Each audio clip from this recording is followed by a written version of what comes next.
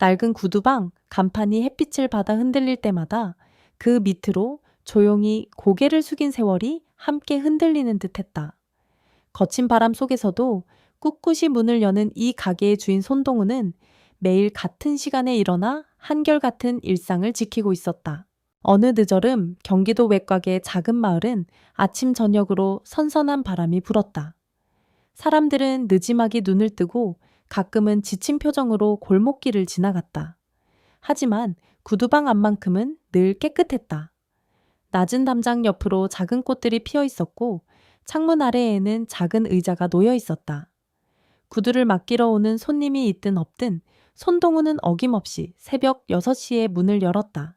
그는 어느덧 80에 가까운 나이였지만 허리는 아직 꼿꼿했고 손놀림은 섬세했다. 동우 구두방이라고 쓰인 낡은 간판은 색이 바랬지만 그 안에 쌓인 시간만큼은 묵직했다. 이 마을에 산 지 30년이 훌쩍 넘었으니 동네 사람들은 그를 꼭 한 번쯤은 봤거나 들어본 적이 있었다. 그러나 진심으로 그를 아는 사람은 드물었다. 가게 내부는 좁았지만 깔끔했다. 작업대 위에는 오랜 세월의 흔적이 남은 붓과 솔, 왁스와 닳아버린 천 조각들이 정돈되어 있었다. 먼지가 한 톨도 허락되지 않는 듯 하루에도 몇 번씩 가게 바닥을 닦고 공구들을 닦아내는 게 손동우의 일상이었다. 그에게 구두를 닦는 행위는 단순한 생계수단이 아니라 오래전부터 내려오던 의식 같은 것이었다. 마을 사람들은 그런 그의 성실함과 꼼꼼함을 이미 잘 알고 있었다. 동우 어르신, 이번 구두도 잘 부탁드립니다. 누군가 낡은 구두를 건네면 그는 잠시 눈가를 좁히며 구두 표면을 살폈다. 대개 시선을 길게 두는 일 없이 이내 온화한 미소를 지었다. 걱정 말고 내일쯤 오세요. 반짝반짝하게 만들어 놓겠습니다. 그 말은 변함없는 약속처럼 들렸다. 하지만 이 작은 구두방 안에는 또 다른 세상이 있었다. 그가 매일같이 구두를 닦으며 조용히 시간을 보내는 이유 혹은 과거에서 벗어나려 애쓰는 모습이 차츰 주변 사람들의 눈에 띄기도 했다. 그러나 그 누구도 그의 지난 날을 깊이 묻지는 않았다.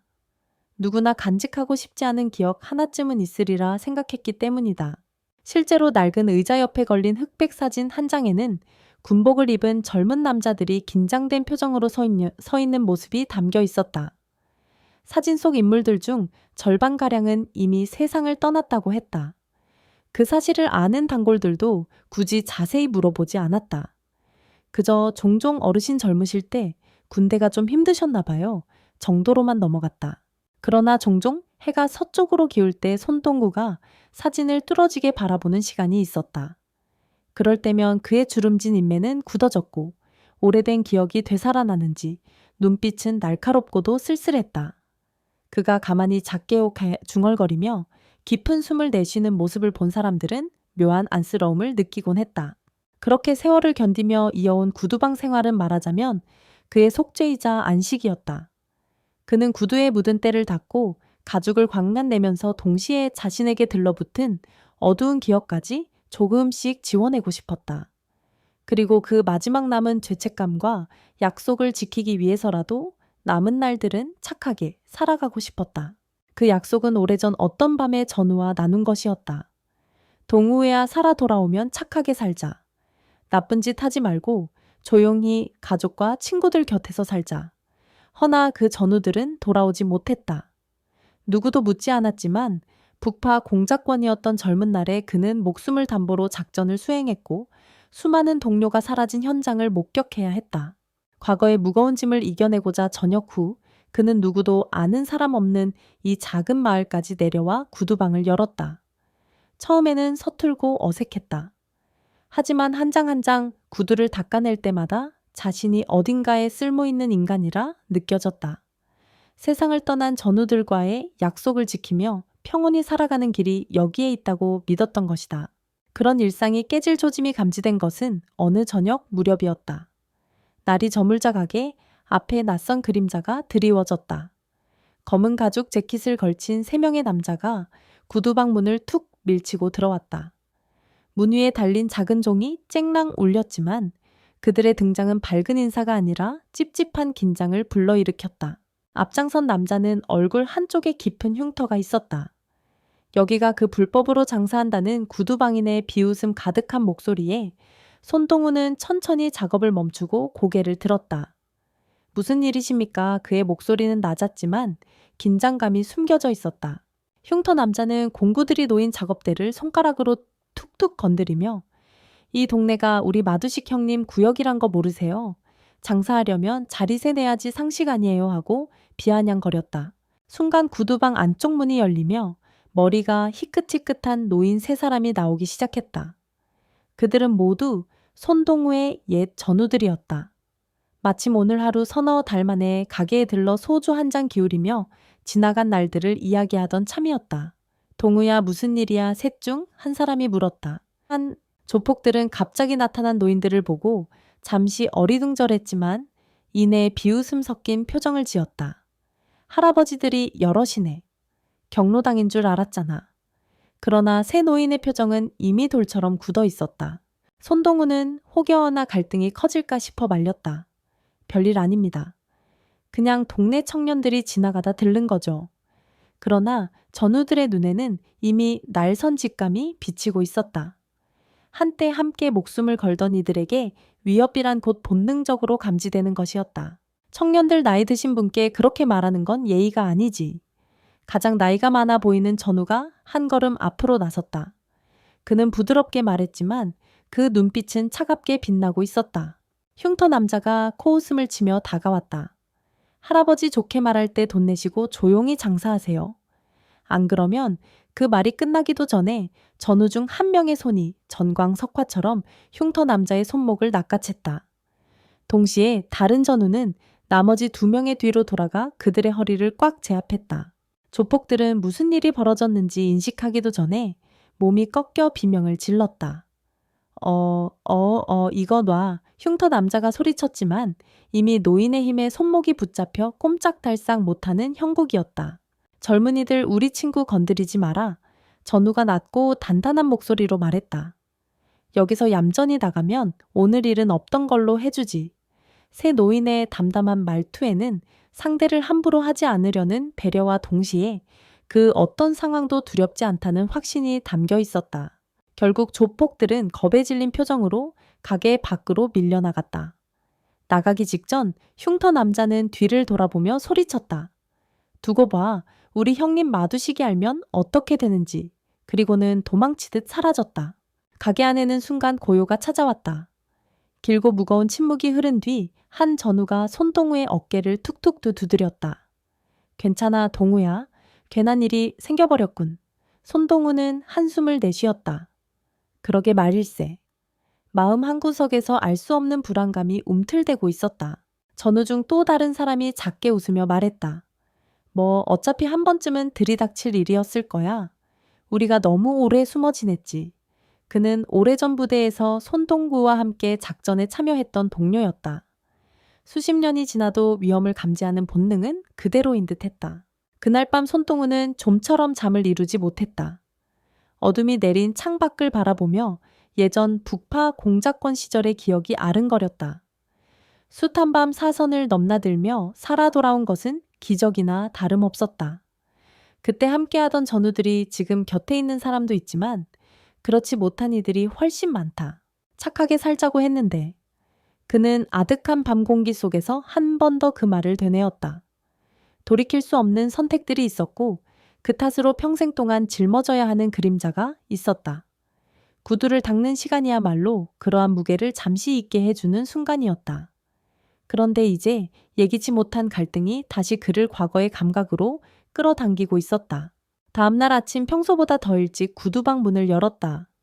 밤새 뜬 눈으로 지사은 탓에 피곤했지만 혹시 모르니 미리 준비를 해 두어야만 할 것 같았다. 창밖거리는 여전히 조용했지만 마음속 불안은 쉽게 가라앉지 않았다. 이른 오후 무렵 예상대로 검은색 고급 승용차가 가게 앞에 멈춰섰다. 번쩍이는 차체에서 4명의 사내가 내렸다. 그중 맨 앞장선 사내는 50대 중반으로 보이는 중년이었다. 날카로운 눈빛에 왼손 약지에는 두꺼운 반지를 끼고 있었다. 그가 가게 문을 여는 순간 왠지 바람이 묵직하게 통과하는 기분이 들었다.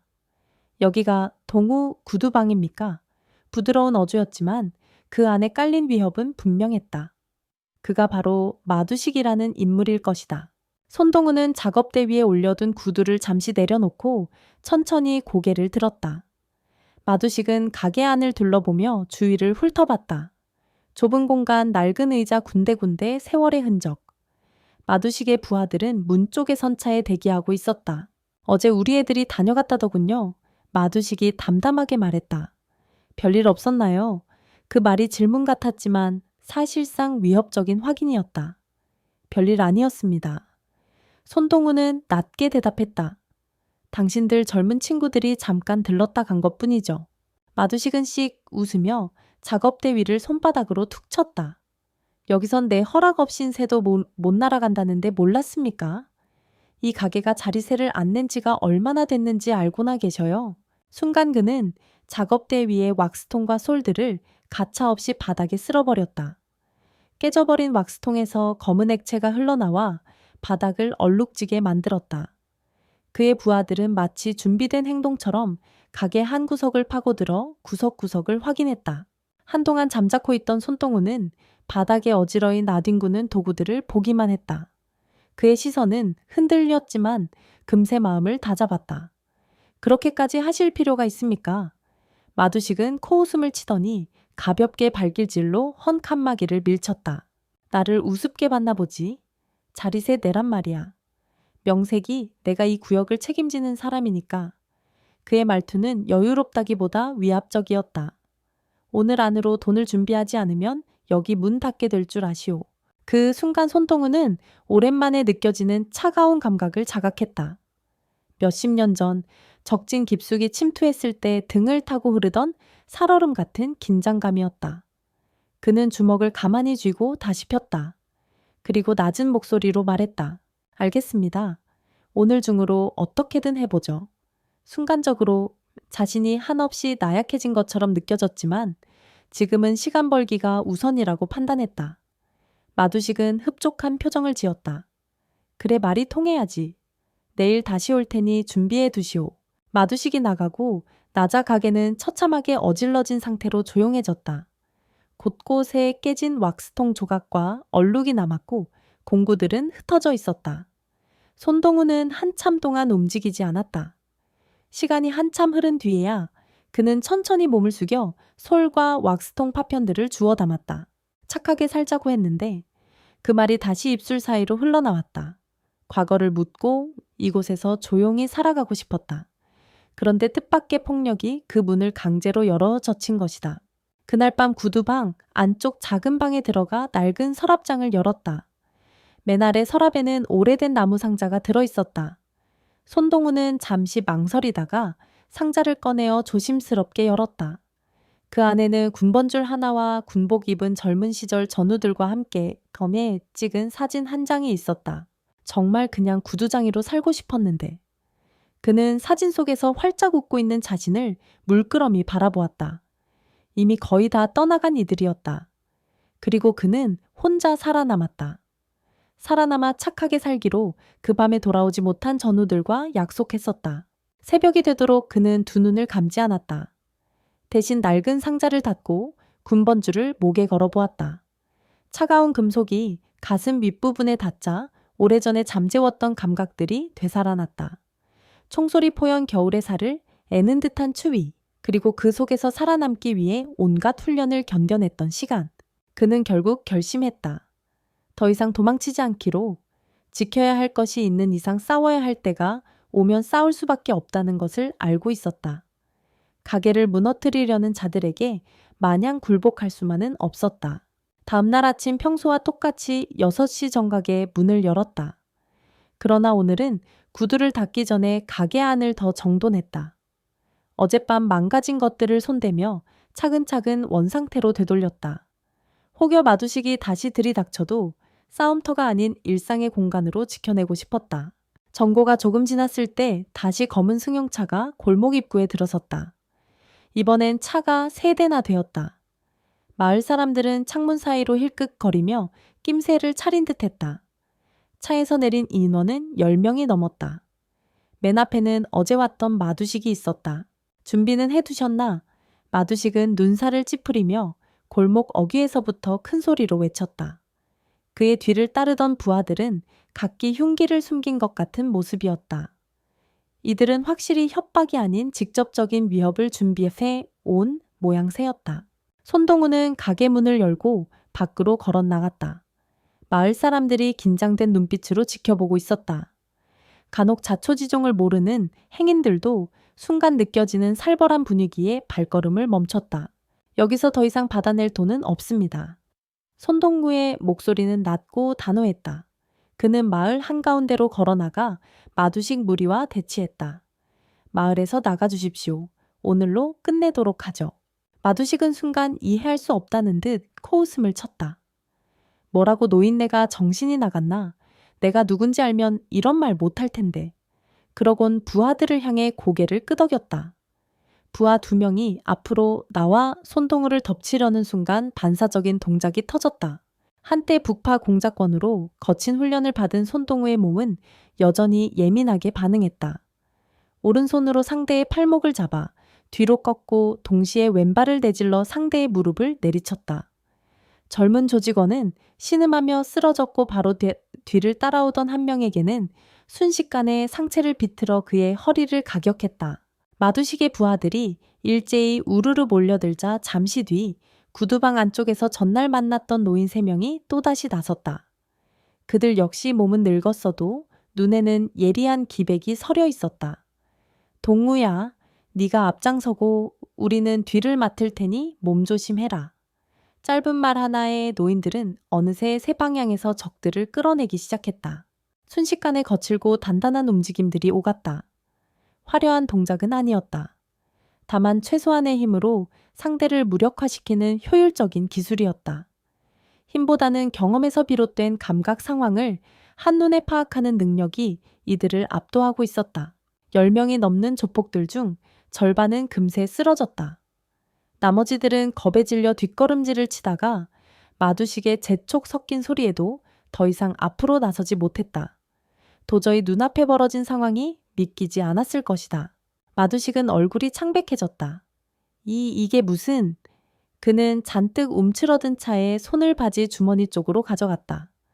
뭔가 흉기를 꺼내려는 듯 했지만 이미 손동우의 눈에는 그 움직임이 훤히 보였다. 그 손 꺼내지 마라. 손동우가 낮게 말했다. 다치고 싶지 않다면. 마두식은 그 순간 마주한 노인의 눈빛이 예사롭지 않음을 깨달았다. 마치 전장 한복판에서 상대를 멈추게 하는 강렬한 아우라, 그것이 서려 있었다. 결국 마두식은 부하들이 쓰러져 있는 광경을 살피며 어금니를 꽉 물었다. 오늘 이 자리에서 밀어붙이기엔 상대가 보통이 아니라는 걸 알았다. 내가 물러가면 가만히 있을 줄 아시오. 이 은혜 꼭 잊지 않겠어. 떠보려는 듯 말했지만 목소리는 떨려 있었다. 손동우는 대답하지 않았다. 그저 상대의 시선을 뚫어지게 바라볼 뿐이었다. 그리고 천천히 마두식 앞으로 걸어가 낮은 목소리로 말했다. 다시는 이 마을에 오지 마라. 이것이 마지막 경고다. 마두식은 잠시 망설이다가 부하들을 데리고 차로 돌아갔다. 채 올라타면서도 한 번 더 뒤돌아보았으나 어느 누구도 그를 두려운 눈으로 보지 않았다. 오히려 거리에는 고요한 긴장감만이 감돌았다. 검은 차들이 골목을 빠져나가고 손동구와 전우들은 무너진 호흡을 고르며 서로를 확인했다. 숨죽이고 지켜보던 마을 사람들이 하나둘 다가와 놀란 눈빛으로 이들을 바라봤다. 동우 어르신 정말 괜찮으세요? 누군가 머뭇거리며 물었고 다른 사람들은 방금 전까지 이어졌던 격투의 흔적을 둘러보았다. 구두방 앞에는 부서진 물건 조각들이 몇 개 떨어져 있었고 어수선한 공기가 채 가시지 않은 데는 상태였다. 다들 걱정 마세요. 손동우는 천천히 숨을 고르며 대답했다. 전우들도 이내 아무 일 없었다는 듯 서로를 격려했다. 오랜만에 몸을 썼더니 여기저기 관절이 삐걱거리는 소리가 들렸다. 그 후 며칠 동안 마을 전체에 이상한 소문이 돌았다. 동우 구두방 할아버지가 사실은 무서운 전력을 지닌 분이다. 북파 공작권 출신이라는 말이 있다. 조폭들을 혼자서 상대했다 등등. 입에서 입으로 전달되는 이야기들이 과장되기도 했고 잘못 전해지기도 했다. 처음에 사람들은 호기심 어린 눈빛으로 구두방에 들락날락했다. 누군가는 마치 영웅담을 본 것처럼 열광했고 누군가는 믿을 수 없는 이야기라며 고개를 저었다. 하지만 시간이 흐르면서 그 관심도 서서히 잦아들었다. 다시 일상으로 돌아가는 마을은 금세 평온을 되찾았다. 손동우에게 가장 큰 변화라면 사람들이 그를 대하는 태도가 미묘하게 달라졌다는 점이었다. 동구 어르신 구두 하나 좀 봐주세요. 그리고 혹시 몸은 괜찮으신가요? 혹은 선생님 정말 대단하시던데 아니 별 말씀은 안 드리겠습니다. 같은 식으로 예전과 다른 존경 섞인 시선을 보내곤 했다. 하지만 그는 여전히 묵묵히 구두를 닦고 낡은 가죽을 광내며 살았다. 특별히 영웅이 되고 싶지도 않았고 과거를 자랑하고 싶지도 않았다. 그저 착하게 살자고 했던 약속을 지키면서 이 마을에서 마지막 날까지 사람들에게 필요한 구두장이로 남고 싶었다. 그러던 어느 날 오후 여느 때처럼 가게 문을 열어 둔 채 작업에 몰두하고 있던 때였다. 깔끔한 정장을 입은 중년 남성이 조용히 문을 열고 들어왔다. 눈빛에는 어딘가 진중한 기색이 서려 있었다. 여기 손동우 선생님이 계신가요? 그는 낮고 공손한 목소리로 물었다. 제가 손동우입니다만 무슨 일이시죠? 남자는 가게 내부를 한번 둘러본 뒤 조심스럽게 말했다. 국가정보원에서 일하다가 이제 퇴직한 김철수라고 합니다. 선생님에 관한 이야기를 듣고 찾아뵙고 싶었습니다. 그 말을 듣는 순간 손동우는 의자에서 살짝 등을 세웠다. 낯설면서도 어쩐지 예상치 못한 방문이 아니었다. 마을에 떠도는 소문은 금방 퍼질 것이고 누군가는 그를 주시하리라는 생각을 해온 터였다. 저는 공식 업무로 온 게 아닙니다. 그저 오래전 선생님의 기록을 우연히 접한 적이 있거든요. 지금은 정식 문서에 남아있지 않는 말하자면 유령처럼 취급된 작전 기록이었습니다. 김철수는 낮게 목소리를 깔았다. 손동우는 그를 가만히 바라보다 녹슨 금속 같은 목소리로 말했다. 제 과거가 궁금하시다면 별로 해드릴 말씀이 없습니다. 김철수는 고개를 끄덕였다. 충분히 이해합니다. 하지만 이번에 이런 일이 있었다기에 혹시라도 선생님께 한 번쯤 감사를 전하고 싶었습니다. 과거 국가를 위해 목숨을 걸고 애써주셨던 분이라는 걸 아무도 제대로 알아주지 않지만 저는 그걸 알고 있습니다. 그 짧은 한마디가 손동우의 마음을 깊이 흔들었다. 수십 년 동안 아무도 인정해주지 않았고 자신도 굳이 밝히고 싶지 않았던 삶. 오로지 숨겨두고 싶은 기억으로만 남겨두려 했던 그 시간이 오늘 이 낯선 이의 말 몇 마디로 인해 묵직하게 떠올랐다. 김철수는 서서히 이야기를 이어갔다. 그 역시 군 출신으로 이후 정보기관에 들어가 여러 사건을 맡아오다 은퇴했다 했다.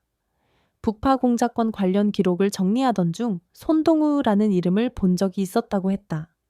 하지만 문서에는 이미 전사자난 시 처리된 것으로 되어 있었다. 혹시라도 원하시면 오랜 시간을 거쳐서라도 정식으로 선생님의 공적을 인정받게 할 수도 있습니다. 마을 사람들도 이미 어르신의 활약을 알게 되었지 않습니까? 제대로 국가에서 기록을 수정하고 훈장이라도 받을 수 있는 기회를 김철수는 그렇게 제안했지만 손동우는 한참 동안 침묵했다. 그리고 짧게 대답했다. 감사하지만 저는 이대로가 좋습니다. 이미 충분히 많은 시간을 버텨왔고 별다른 보상이 필요하지도 않아요. 다만 한 가지 알아주신다면 제 전우들이 함께 살아있었다는 것, 그 기록만이라도 잊히지 않았으면 좋겠습니다. 두 사람은 그 후로도 한참 동안 해가 저물 때까지 구두방 안에 앉아 이야기를 나눴다. 김철수는 의외로 침착하게 모든 이야기를 들어주었고 자기는 할 수 있는 한 최선을 다해 보겠다고 말했다. 그렇게 시간이 흘러 어느덧 한 달이 지났다. 마두식과 그 부하들은 그날 이후로 다시 마을에 나타나지 않았다. 사람들은 안심했지만 동시에 세상에 무서운 사람들이 많다는 것과 자칫하면 마을 전체가 휘말릴 뻔했다는 사실을 깨달았다. 구두방 역시 일상으로 돌아갔다. 다만 예전보다 손님이 늘었는지 점점 문전성시를 이루었다. 한번 가게를 엿본 뒤 호기심 반 존경심 반으로 구두를 맡기는 사람들이 많아진 것이다. 동어르신, 제가 아끼는 구두인데 잘 부탁드립니다. 혹은 이 군화를 오래 신었는데 수선이 가능할까요? 같은 질문들이 잦아졌다. 그러던 어느 금요일 아침에 문을 열자마자 가게 앞에 작은 상자가 놓여 있었다. 종이 상자 안에는 낡은 군화 한 켤레가 들어있었고 아무런 메모도 없었다. 손동우는 잠시 의아해했지만 이내 조심스레 군화를 꺼내 살폈다. 오래되었지만 발목 부분에는 누군가 정성껏 기운 자국이 있었다. 그는 아무 말 없이 작업대 위에 군화를 올려놓고 재봉 도구와 왁스를 꺼냈다. 가죽을 닦고 해진 부분을 가죽 조각으로 덧대고 왁스를 고르게 발라 광을 냈다. 때론 신발이 그 주인의 인생을 대변해 준다고 믿었다. 많이 걸어온 길이 무엇이었든 그 흔적을 애써 지우기보다는 정성껏 다듬어 빛을 내주고 싶었다. 그리고 일주일 후 또다시 상자가 놓여 있었다. 이번에는 낡은 구두 한 켤레였다. 그는 말없이 구두를 닦았다. 그렇게 매주 금요일마다 누군가가 낡은 신발을 맡겼고 다음 금요일이면 말끔히 수선된 신발이 같은 자리에 놓여 있었다. 누가 맡기는지도 왜 맡기는지도 알려고 하지 않았다.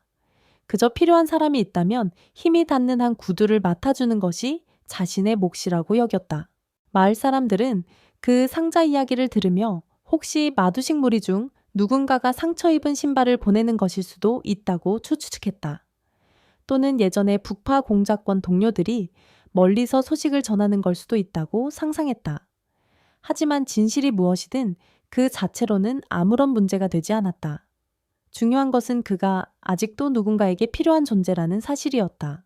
가을이 깊어갈 즈음 김철수가 다시 찾아왔다. 이번에는 모처럼 정장을 벗고 편안한 셔츠 차림이었다. 오늘은 개인적인 용무로 왔습니다. 혹시 차 한 잔 내어주실 수 있을까요?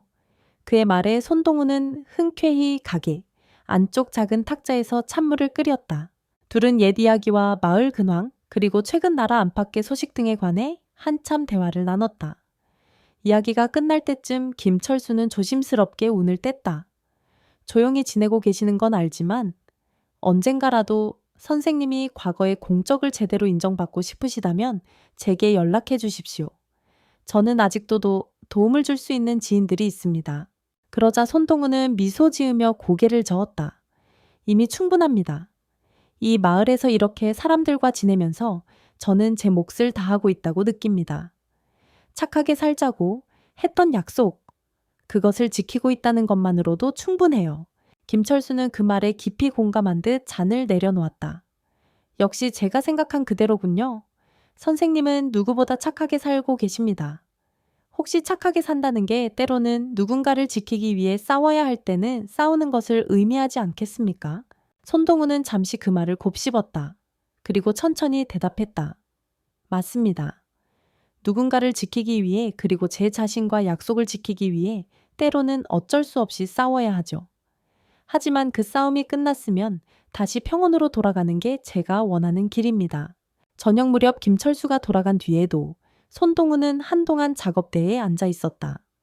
올해도 마을의 단풍이 고운 빛으로 물들고 있었고 어느새 해가 일찍 저물기 시작했다. 창문 틈새로 붉은 노을이 들어와 구두방 내부를 감싸주었다. 그는 서랍장에서 오래된 사진을 다시 꺼내어 살폈다. 활짝 웃고 있는 젊은 자신과 함께한 전우들. 이미 세상을 떠난 사람들의 모습이 그 안에 고스란히 남아 있었다. 결국 나름대로 여기까지 착하게 산 거겠지. 그는 조용히 중얼거리며 사진을 작업대에 잠시 세워두었다. 외투 주머니에서 군번줄을 꺼냈다. 빛바랜 금속에는 희미하게 각인된 숫자들이 있었고 달아서 일부는 아예 지워져 보이지 않았다. 목에 걸어보지 않은 지 오랜 시간이 지났음에도 여전히 손에 쥐면 차가웠다. 다시 돌아갈 순 없지만 이제 더 이상 숨지 않을 거다. 그는 그렇게 혼잣말한 뒤 사진을 조심스럽게 접어 서랍장에 넣었다. 그리고 문득 그날 맡은 신발을 떠올리며 작업대 위에 놓아둔 구두소를 집어 들었다. 언제나처럼 그 순간부터는 세상 모든 소리가 차분히 가라앉았다. 왁스를 바르고 솔질을 하고 천으로 광을 내는 동안에는 오직 구두에게만 집중한다. 하루를 마무리하며 자기 손끝에 살아나는 낡은 신발을 보는 것이 그에게는 무겁지만 따뜻한 위안이었다. 그렇게 시간이 흐르고 또 다른 계절이 찾아와도 동우 구두방에 문은 거르지 않고 아침 6시에 열렸다. 사람들은 그가 무엇을 해왔는지, 어떤 삶을 살아왔는지 조금씩 알게 되었지만 그것이 그를 바꿔놓지는 않았다. 그는 여전히 공손했고 웃으며 사람들을 맞았으며 낡은 구두를 진심 어린 손길로 살폈다. 다만 마을 사람들은 더 이상 그를 그냥 늙은 구두장이라 부르지 않았다. 존경을 담아 동구 어르신이라고 부르거나 늘 진심으로 감사해야 하며 신발을 맡겼다. 그리고 그에게 중요한 것은 그들 모두가 편안히 지내는 모습이었다. 어떤 날은 김철수가 와서 가볍게 인사를 건넸고 또 어떤 날은 예전 전우들이 들러 한 잔 술을 기울이기도 했다. 그리고 가끔씩 알 수 없는 금요일 상자 안에 담긴 신발도 여전히 등장했다. 그는 그 정체를 굳이 캐묻지 않았다. 가을이 지나 겨울 문턱에 들어설 때쯤 어느 깊은 밤에 홀로 구두방에 남아 작은 램프 아래에서 작업하던 손동우는 문득 하늘을 올려다보았다. 별이 반짝이는 고요한 밤, 그는 옛날처럼 낮은 목소리로 중얼거렸다. 착하게 살고 싶었습니다. 그리고 아직까지는 나름대로 그렇게 살았네요. 그 목소리는 스스로에게 던진 다짐이자 돌아오지 못한 전우들에게 전하는 말처럼 들렸다. 누군가를 지키기 위해 싸울 줄도 알았고 때로는 아무도 모르는 곳에서 살며 속죄하듯 구두를 닦기도 했지만 그는 결코 그 어두운 과거에 갇혀 있지 않았다. 문득 가만히 창문을 통해 밖을 내다보니 삭막해 보이던 골목길 끝까지 하얀 달빛이 드리워지고 있었다. 그는 그 빛이 마치 은은한 격려처럼 느껴졌다. 다시금 왁스소를 들어 낡은 가죽을 쓸어내면서 이 마을에서 이어질 내일의 평화로운 아침을 떠올렸다. 구두를 닦는 소리가 작은 가게 안을 가만히 울렸다. 밖은 점점 더 깊은 어둠에 잠겨가고 있었지만 그 안에서는 밝은 조명과 부드러운 손길이 이어지고 있었다. 목에 걸린 군번줄이 옷깃 사이로 차갑게 닿을 때마다 그는 묵직한 책임감을 동시에 느꼈다. 하지만 그럴 때마다 과거를 떨쳐내고 싶었던 긴 세월과 결국 이렇게 마을을 지키고 있는 자신이 오롯이 겹쳐 보였다. 다음날 아침 어김없이 6시가 되자 구두방의 낡은 문은 조용한 소리를 내며 열렸다. 여전히 그 문패에는 빛바랜 채 흔들리고 있었고 하늘은 어슴푸레하게 밝아오는 중이었다. 마을 사람들은 오늘도 별다를 것 없이 출근 준비를 하거나 시장을 보기 위해 거리로 나왔다. 하지만 모두가 알고 있었다. 이 마을 구석에서 오래도록 낡은 구두방을 지키는 할아버지, 그리고 그가 간직한 비밀스러운 과거가 있음을, 그가 원한다면 이젠 어떤 보상이나 훈장을 받을 수도 있다는 것을. 하지만 정작 그는 그저 매일 묵묵히 길을 쓸고 공구들을 손질하며 세월에 묻힌 구두들에게 새 생명을 불어넣었다. 어느 누구도 강요하지 않았고 그는 더욱이 스스로를 영웅이라 부르지 않았다. 그저 가끔씩 흑백 사진 속 전우들을 떠올리며 착하게 살자던 작은 약속을 지키고자 하는 마음만 확고할 뿐이었다. 그러니 사람들은 점차 그를 더욱 존중하게 되었다. 그리고 그를 통해 착하게 산다는 것이 결코 약함이 아니라 때로는 가장 강인한 태도라는 사실을 깨닫게 되었다. 물론 위험이 다시 다가오면 그는 또다시 몸을 일으켜 서겠지만 그것조차도 그저 조용히 이 마을을 지키기 위해서일 것이다.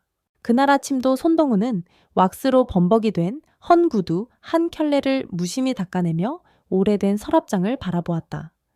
거기에는 전우들의 사진과 녹슨 군번줄이 다시 고이 들어 있었다. 잠시 숨을 고른 뒤 그는 살며시 웃으며 중얼거렸다. 그래도 끝내 지켜낼 건 지켜냈고 이제 정말 착하게 살아보자고. 그리고 문득 작업대 위에 시선이 머물렀다. 어제 맡은 신발 한 켤레가 아직도 덜 닦인 채 남아 있었다. 그는 이내 마음을 다잡고 구두소를 움켜쥐었다.